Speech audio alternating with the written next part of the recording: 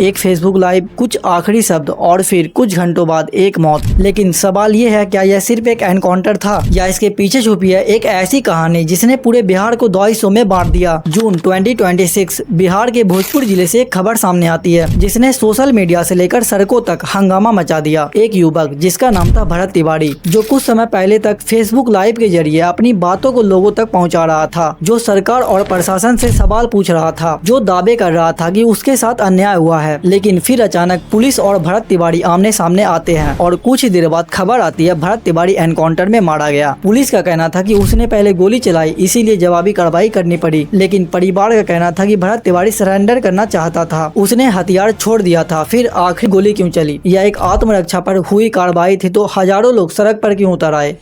वो जवानी जो खून को जलाती नहीं। क्यों पूरे इलाकों में विरोध प्रदर्शन हुआ और क्यों 6 पुलिस कर्मियों को सस्पेंड करना पड़ा? क्या सच में भरत तिवारी अपराधी था? क्या उसने पुलिस पर हमला किया था या फिर जैसा उसका परिवार का आरोप है, क्या यह फर्जी एनकाउंटर था? आज भी इन सवालों के जवाब पूरी तरह साफ नहीं है और यही वजह है कि भरत तिवारी की मौत सिर्फ एक एनकाउंटर नहीं बल्कि एक ऐसा रहस्य बन गया जिसने पूरे बिहार को हिला कर रख दिया। तो आखिर उस दिन क्या हुआ था? फेसबुक लाइव से लेके एनकाउंटर तक की पूरी कहानी क्या है और क्यों इस मामले पर लगातार सवाल उठ रहे हैं? आइए जानते हैं भरत तिवारी एनकाउंटर केस की पूरी कहानी। किसी भी बड़ी घटना के पीछे एक कहानी होती है और भरत तिवारी एनकाउंटर की पूरी कहानी को समझने के लिए सबसे पहले यह जानना जरूरी होगा कि आखिर भरत तिवारी कौन था। भरत भूषण तिवारी बिहार के भोजपुर जिले में रहने वाले थे। वह किसी बड़े राजनीतिक परिवार से नहीं थे और न ही कोई बड़े कारोबारी थे, लेकिन पिछले कुछ समय में उसका नाम सोशल मीडिया पर तेजी से सामने आने लगा था। स्थानीय लोगों के अनुसार भरत तिवारी अपने इलाकों की समस्याओं और सरकारी व्यवस्थाओं को लेकर खुलकर अपनी राय रखते थे। कई बार वह वीडियो बनाकर अपनी बात लोगों तक पहुंचाते थे। इन लोगों का एक और कहना है कि भोजपुर प्रशासन की ओर से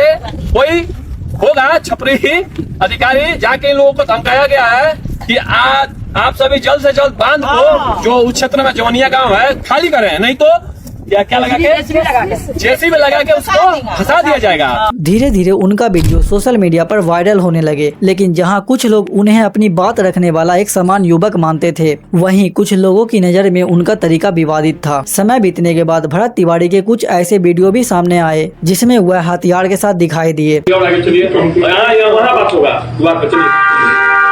सबको दिखने दीजिए। इन वीडियो ने पूरे मामले को एक नया मोड़ दे दिया। पुलिस और प्रशासन की नजर अब भरत तिवारी पर थी। पुलिस के मुताबिक उनके पास अवैध हथियार थे और वह कानून व्यवस्था के लिए खतरा बन सकते थे। यही वजह थी कि पुलिस लगातार उन पर नजर रख रही थी। लेकिन दूसरी तरफ उनके परिवार और समर्थकों की कहानी कुछ और थी। उनका कहना था कि भरत तिवारी किसी गैंग का हिस्सा नहीं थे और न ही किसी बड़े आपराधिक गतिविधि में शामिल थे। उनके अनुसार वह अपने समस्याओं और नाराजगी को सोशल मीडिया के जरिए लोगों तक पहुंचाने की कोशिश कर रहे थे। इसी बीच भरत तिवारी के वीडियो और बयान सोशल मीडिया पर तेजी से फैलने लगे। कुछ लोग उनके समर्थन में खड़े हो गए तो वहीं कुछ लोग उनके व्यवहार और हथियार के साथ दिखने को लेकर सवाल उठाना शुरू कर दिए। धीरे धीरे यह मामला सिर्फ एक व्यक्ति तक सीमित नहीं रहा बल्कि लोगों के बीच चर्चा का विषय बन गया। शायद किसी ने सोचा नहीं था कि यह मामला आने वाले दिनों में इतना बड़ा रूप ले लेगा कि पूरे बिहार में इसकी चर्चा होने लगेगी। और फिर आया वह दिन जब भरत तिवारी ने फेसबुक लाइव किया, एक ऐसा लाइव जिसे देखने के बाद कई लोग हैरान रह गए। आज मैं आप सभी लोगों से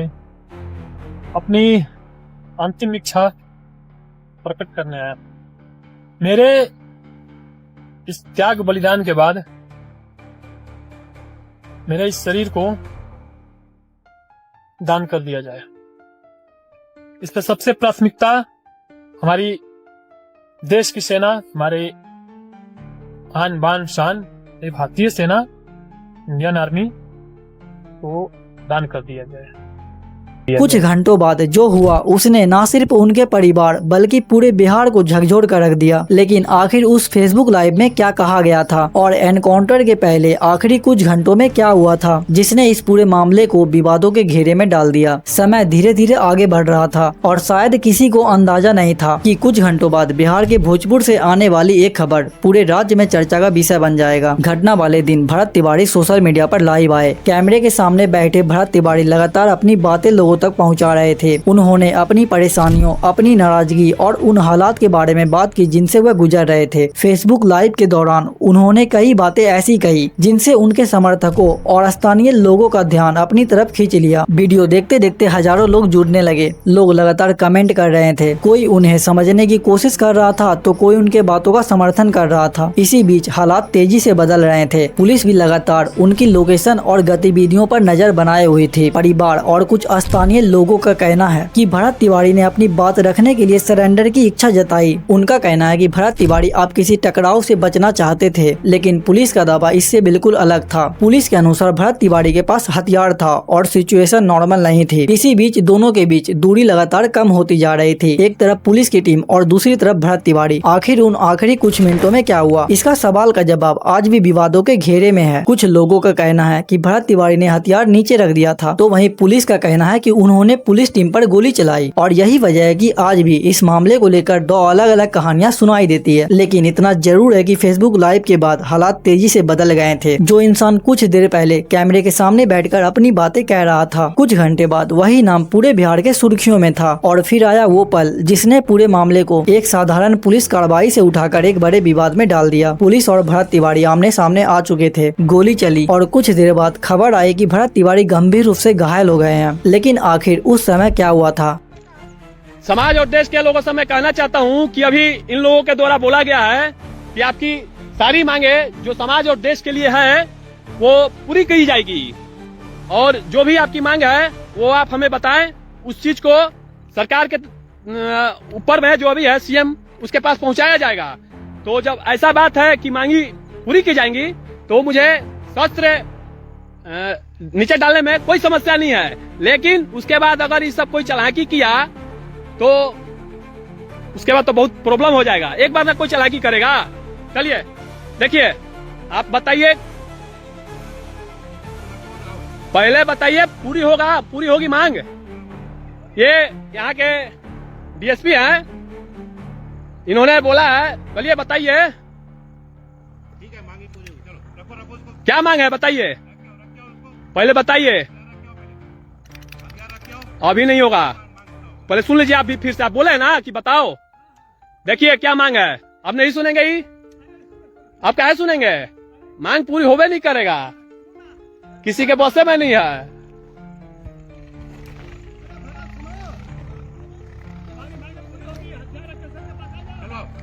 क्या मांग है सुन लीजिए। आप ही ना बोले कि बताओ फिर से।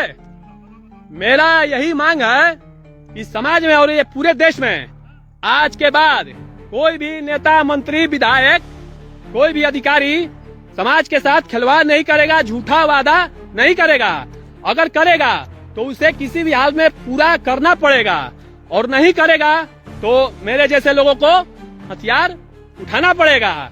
और दूसरी बात यह है कि हमारे समाज और देश में जो भी जहां भी जो कार्य होना चाहिए, हर गांव, हर मोहल्ले, हर शहर, हर कस्बे के लिए सामाजिक काम, विकास का कार्य, जिससे हमारा देश आगे बढ़े, तो उन सभी कार्यों को बिना किसी लापरवाही के साथ, बिना भ्रष्टाचार के साथ और बिना किसी कुछ भी गलत कार्य के साथ अच्छे से किया जाए, पूरी तरह से धरातल पे। तो ये मांग कैसे पूरा होगा बताइए? अच्छा ठीक है, तो मान लीजिए कि आप लोगों के द्वारा बोला गया कि पूरा, सुनिए अभी नहीं रखा जाएगा, सुनिए अभी बात खत्म नहीं हुआ है, ठीक है। अगर इन लोग बोल रहा है कि मांगे पूरी की जाएंगी, आपके बात को लिखित रूप में या मौखिक रूप में ऊपर पहुंचाई जाएगी, तो इसमें क्या समस्या है? तो फिर शस्त्र डालने में मेरा कोई समस्या नहीं। जब मांगे मेरी जो पूरी होगी तो शस्त्र डाल दिया जाएगा, इसमें कोई समस्या नहीं है। और अगर इसके बाद इन लोगों ने कुछ छल किया या झूठ मूठ का कुछ ऐसा भी कुछ भी किया, तो समाज और देश के लोग आप समझना इसके बाद कि ऐसे लोगों का क्या इलाज करना है। अगर मैं जिंदा रह गया और ये सब मेरे साथ कुछ ऐसा गलत नहीं किया तो आऊंगा, तो फिर उसके बाद मेरे द्वारा भी छल ही सिर्फ किया जाएगा, सामने से युद्ध नहीं होगा। उसके बाद अगर छल करेगा तो छल ही होगा। इसी के साथ मांगे पूरी होने का संभावना अब दिख रहा है, और समाज में और देश में बदलाव आने का भी संभावना दिख रहा है यहीं से। तो चलिए हथियार रख दिया जाता है, लीजिए भरोसा कीजिए, फालतू बोलेगा रे, क्या रख रहे साला, चुप, फेंक दे,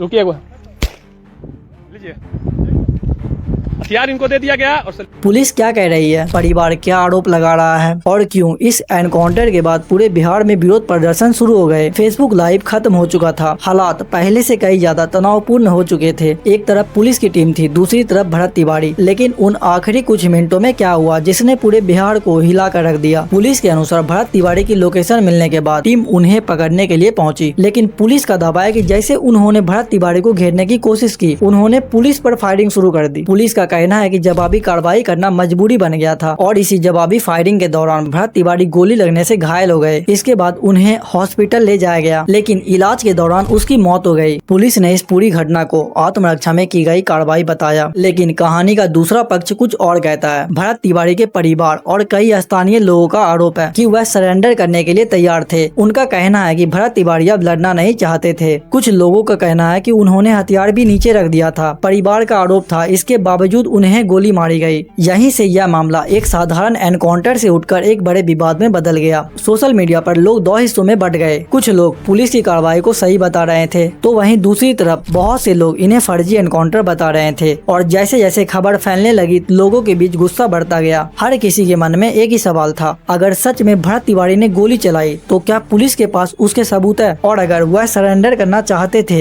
तो फिर गोली क्यों चली? क्या यह सेल्फ डिफेंस में हुई कार्रवाई थी? इन्हीं सवालों के बीच भरत तिवारी की मौत की खबर पूरे इलाकों में फैल गई और फिर जो हुआ उसने पूरे प्रशासन को हिला दिया। हजारों लोग सड़कों पर उतर आए, लोग न्याय की मांग करने लगे। कई जगह विरोध प्रदर्शन शुरू हो गए। स्थिति इतनी तनावपूर्ण हो गई कि पुलिस और प्रदर्शनकारियों के बीच टकराव की नौबत आ गई। लेकिन यह मामला यहीं खत्म नहीं हुआ, क्योंकि लोगों के बढ़ते गुस्से के बीच प्रशासन को भी कार्रवाई करनी पड़ी और फिर एक फैसला लिया गया जिसने इस मामले को और भी ज्यादा चर्चा में ला दिया। आखिर 6 पुलिस कर्मियों को सस्पेंड क्यों किया गया? पूरे बिहार में विरोध प्रदर्शन क्यों हुए और जांच में क्या सामने आया? भरत तिवारी की मौत की खबर आग की तरह फैल चुकी थी। कुछ ही घंटों में सोशल मीडिया पर वीडियो और तस्वीरें वायरल होने लगी। लोगों के बीच एक ही सवाल था, आखिर उस दिन क्या हुआ था? धीरे धीरे यह खबर भोजपुर से निकलकर पूरे बिहार में चर्चा का विषय बन गई। जहां कुछ लोग पुलिस की कार्रवाई को सही बता रहे थे, वहीं बड़ी संख्या में लोग इस घटना पर सवाल उठा रहे थे। परिवार का आरोप था कि भरत तिवारी सरेंडर करना चाहते थे। इसी दावे ने लोगों के गुस्से को और बढ़ा दिया। देखते देखते सैकड़ों लोग सड़कों पर उतर आए, फिर सैकड़ों की जगह हजारों लोगों की भीड़ जमा होने लगी। हर तरफ एक ही मांग सुनाई दे रही थी, इस मामले की निष्पक्ष जांच होनी चाहिए। लोग नारे लगा रहे थे, कई जगहों पर सड़कें जाम कर दी गई। गाँव और शहरों में लोग एक दूसरे से सिर्फ इसी घटना की चर्चा कर रहे थे। सोशल मीडिया पर भी बहस तेज हो चुकी थी। कुछ लोग भरत तिवारी के समर्थन में पोस्ट कर रहे थे, तो कुछ लोग पुलिस के पक्ष में खड़े थे। धीरे धीरे माहौल और ज्यादा तनावपूर्ण हो गया। सिचुएशन को कंट्रोल करने के लिए पुलिस बल तैनात किया गया, लेकिन बढ़ती भीड़ और गुस्से के कारण कई जगह पुलिस और प्रदर्शनकारियों के बीच टकराव की सिचुएशन बन गई। हालात इतने बिगड़ गए कि पुलिस को भीड़ को नियंत्रण करने के लिए लाठी चार्ज तक करना पड़ा। इस दौरान कई वीडियो सोशल मीडिया पर तेजी से वायरल हुए। इन वीडियो ने पूरे मामले को और ज्यादा सुर्खियों में ला दिया। अब ये सिर्फ एनकाउंटर नहीं रह गया था, यह मामला प्रशासन, पुलिस और सरकार तक पहुंच चुका था। लोग लगातार सवाल पूछ रहे थे, अगर सब कुछ नियमों के मुताबिक हुआ था तो फिर जनता इतनी नाराज क्यों है? अगर पुलिस ने सही कार्रवाई की थी तो निष्पक्ष जांच की मांग क्यों हो रही है? और शायद बढ़ते दबाव को देखते हुए प्रशासन को भी कदम उठाना पड़ा। मामला जितना बढ़ रहा था, सवाल उतने ही बढ़ते जा रहे थे और फिर एक ऐसा फैसला लिया गया जिसने पूरे मामले को और भी ज्यादा चर्चा में ला दिया। कुछ पुलिस कर्मियों को सस्पेंड कर दिया गया, लेकिन आखिर ऐसा क्यों हुआ? क्या जांच में कुछ ऐसा सामने आया था जिसने प्रशासन को यह फैसला लेने पर मजबूर कर दिया? और आज इस मामले की जांच कहां तक पहुंची है? भरत तिवारी एनकाउंटर को लेकर बढ़ते विवाद और लोगों के गुस्से के बीच प्रशासन पर भी दबाव बढ़ता जा रहा था। सड़कों पर प्रदर्शन हो रहे थे, सोशल मीडिया पर सवाल उठ रहे थे और लोग इस पूरे मामले की निष्पक्ष जांच की मांग कर रहे थे। ऐसा माहौल में प्रशासन के सामने सबसे बड़ी चुनौती थी लोगों का भरोसा बनाए रखना। इसी बीच मामले की गंभीरता को देखते हुए जांच शुरू की गई और फिर एक ऐसा फैसला सामने आया जिसने पूरे बिहार का ध्यान अपनी तरफ खींच लिया। मामले से जुड़े 6 पुलिस कर्मियों को सस्पेंड कर दिया गया। ये खबर सामने आते ही लोगों के बीच चर्चा और तेज हो गई। कुछ लोगों का कहना था कि यह कार्रवाई इसीलिए हुई क्योंकि मामले में कई सवाल खड़े हो चुके थे, तो वहीं कुछ लोगों का मानना था कि सस्पेंशन डिटेंशन का मतलब किसी को दोषी मान लेना नहीं होता है, बल्कि निष्पक्ष जांच सुनिश्चित कराने के लिए ऐसा किया जाता है। प्रशासन की तरफ से कहा गया कि जांच पूरी होने के बाद ही सच्चाई सामने आएगी और उसी के आधार पर आगे की कार्रवाई की जाएगी। लेकिन लोगों के मन में अभी भी कई सवाल बाकी थे। अगर पुलिस की कार्रवाई पूरी तरह सही थी तो पुलिस कर्मियों को सस्पेंड क्यों किया गया, और अगर परिवार के आरोप सही है तो फिर आखिर उस दिन क्या हुआ था। इन सवालों का जवाब अभी जांच पर निर्भर था। लेकिन एक बात साफ थी, भरत तिवारी की मौत अब सिर्फ एक व्यक्ति की मौत का मामला नहीं रह गया था। यह मामला पूरे बिहार में चर्चा का विषय बन चुका था और आज भी लोग एक ही सवाल पूछ रहे हैं, आखिर उस दिन की पूरी सच्चाई क्या थी और क्या जांच के बाद इन सवालों के जवाब मिल पाएंगे। भरत तिवारी अब इस दुनिया में नहीं है, लेकिन उसके जाने के बाद कई ऐसे सवाल पीछे छूट गए हैं जिनका जवाब आज भी लाखों लोग जानना चाहते हैं। आखिर उस दिन सच में क्या हुआ था? क्या भरत तिवारी ने पुलिस पर गोली चलाई थी जैसा पुलिस का दावा है, या फिर वह सरेंडर करना चाहते थे जैसे उनके परिवार और समर्थकों का आरोप है? अगर उन्होंने सरेंडर कर दिया था तो फिर गोली क्यों चली? अगर पुलिस ने आत्मरक्षा में कार्रवाई की थी तो फिर इस पूरे मामले पर इतने सवाल क्यों उठे? क्या जांच के बाद यह साबित हो पाएगा कौन सही था और कौन गलत? और सबसे बड़ा सवाल, क्या भरत तिवारी की मौत सिर्फ एक एनकाउंटर थी या फिर इसके पीछे छुपी है एक ऐसी कहानी जो अभी सामने आना बाकी है? इन्हीं सवालों के बीच पूरे बिहार में लोगों की राय अलग अलग दिखाई देती है। कुछ लोग पुलिस की कार्रवाई को सही मानते हैं तो कुछ लोग आज भी निष्पक्ष जांच और न्याय की मांग कर रहे हैं। लेकिन किसी भी लोकतंत्र में सबसे जरूरी चीज होती है सच्चाई, क्योंकि बिना सच्चाई के ना किसी को न्याय मिल सकता है और ना ही लोगों का भरोसा कायम रह सकता है। आज भी इस मामले की चर्चा होती है, आज भी लोग सवाल पूछते हैं, क्योंकि किसी भी घटना में सबसे जरूरी सिर्फ एक चीज होती है, सच। और भरत तिवारी एनकाउंटर केस का सच आखिर क्या है, इसका जवाब आने वाले समय जांच और अदालत के फैसले ही दे पाएंगे। अगर आपको यह वीडियो इन्फॉर्मेटिव लगी तो इसे शेयर जरूर करें, क्योंकि सवाल पूछना आसान है लेकिन सच तक पहुंचना हमेशा आसान नहीं होता। और शायद यही इस पूरी कहानी का सबसे बड़ा सच है, और शायद यही इस पूरी कहानी का सबसे बड़ा सवाल है। भरत तिवारी पुलिस के लिए खतरा थे? क्या उन्होंने सच में पुलिस पर गोली चलाई थी, या फिर जैसा उनका परिवार का दावा है वह सरेंडर करना चाहते थे? इन सवालों का जवाब आज भी जांच और अदालत के फैसलों पर टिकी हुई है। लेकिन एक बात साफ है, भरत तिवारी की मौत सिर्फ एक परिवार को नहीं बल्कि पूरे बिहार को झकझोर कर रख दिया। और जब तक सच्चाई पूरी तरह सामने नहीं आती तब तक यह मामला सिर्फ एक एनकाउंटर की कहानी नहीं बल्कि कई अनसुलझे सवालों की कहानी बना रहेगा। आप इस पूरे मामले के बारे में क्या सोचते हैं? क्या यह पुलिस की आत्मरक्षा में की गई कार्रवाई थी या फिर इस मामले की और गहराई से जांच होनी चाहिए? अपनी राय कमेंट में जरूर बताएं। मैं मिलता हूं आपसे एक और नई वीडियो के साथ। अगर आपको ऐसे ही रिसर्च बेस्ड और सच्ची कहानियां पसंद है तो वीडियो को लाइक करें, चैनल को सब्सक्राइब करें।